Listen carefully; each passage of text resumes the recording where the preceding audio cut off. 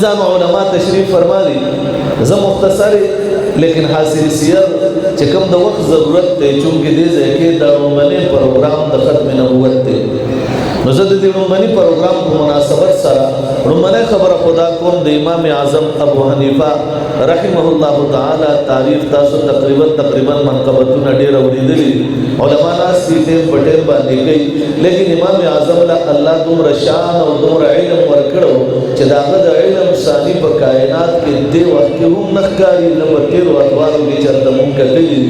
امام اعظم رحمت الله علیه او فتوا ورکړي وایي څوک چې د ختم نبوت په عقیده باندې نه پوهیږي نو دا سړی مسلمان نه دی امام صاحب نه چاته پوښتنه وکړو چې حضرت دې مسلمان ولې نه دی هغه جواب ورکړي چې د ضرورت دین نه خبره ده په دې وجه مسلمان نه دی گویا دې نه معلومه شو چې عقیده ختم نبوت په جندل او د دې په هغه موضوع باندې ځان په یو څومره اهم دي بیا ورپسې چې موږ مخکې راشو موږ وایو عقیده ختم نبوت څه ته وایي نو زموږ ملګري عموما کالج یونیورسيټي کې وي بازار کې وي زمیندار کې وي کاروبار کې وي بزنسمن وي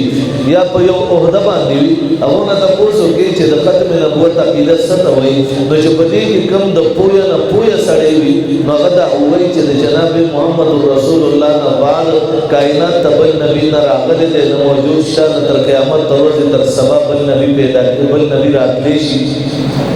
چې هغه کله دا الفاظ وایي هغه باندې اعتراض راوچت شي او دا اعتراض په ما باندې غالبا روسو یا لندن په ما دا اعتراض شو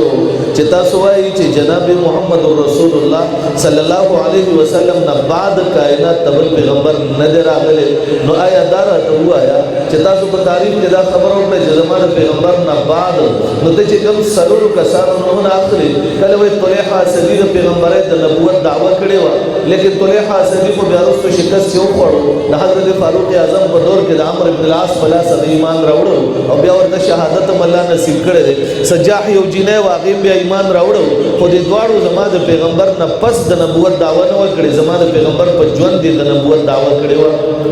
دریم نمبر اسود عنسی په 9 هجری کې د نبوت دعوه وکړه زما پیغمبر جناب محمد رسول الله صلی الله علیه وسلم داغه د قتلولو د پاره داغه د مردارولو د پاره فیروز دهلوی چې دا د فارس په شاهانو کې د ایمان راوړو د ورپسې ولې د ور سره رشتہ وا تر لوري په واده وا د ته وی چې دا سړی قتل کچې الله جنت درکې فیروز دهلوی لاړو او د شپې په وخت کې داغه په خېټه کې چاړه ورکړه او په دې مړې ته نو یستا دغه سړی مردار شو لیکن دعوی نبوت زمانه پیغمبر په ژوند کړه او مردار شوم زمانه پیغمبر په ژوند دی څلورم نمبر مسلمان کذاب دی هغه دعوی نبوت په 10 هجری کې کړه او بیا د امام الانبیاء د رحلت نه بعد زما پیغمبر ورپسې فوجونه لګلې دي لیکن پیغمبر وصال شو د پیغمبر د وصال نه بعد حضرت صدیق اکبر خلیفہ اول د امام الانبیاء امیر المؤمنین حضرت سیدنا صدیق اکبر رضی الله عنه هغه بیا د پسې فوجونه لګلې دي او د صدیق اکبر په دور کې مسلمان کذاب د خپل شپږو زرو کسانو سره راوتلې او په دې کې 28000 نسل باندې کم دای ور نمبر دار کړی 1200 صحابه کرامو د شهادت ملو شوی دي او په دې کې 700 حفاظ د قران کریم دم به شهیدان شوی دي نو مسلمان کذاب چې د زمانه پیغمبر په ژوند داغه نه بعد نبوت داوا نه وکړي په موږ باندې اعتراض دار راځي چې دوی چې زمانه پیغمبر نه بعد بل نبی نه راغلي نو آیا استاد پیغمبر نه بعد چې نه راغلي د پیغمبر په ژوند چې کوم داوا کړی داغه منی مونږ ورته وایو تاسو دا سوال مونږ ته چې کلو شو نو مونږ خپل استادانو له لاړو مونږ خپل مشرانو ته کې ناستو یو خبره غور سره د یونیورسيټي کې به تاسو وخت تیر کړی یا به تیروي ما په یونیورسيټي نوجوانان پېښور یونیورسيټي کې ما بیان هغه نوجوانان بیا راغله سوال کولو صوابه یونیورسيټي کې دغه څه واقعیا راغله ما خیر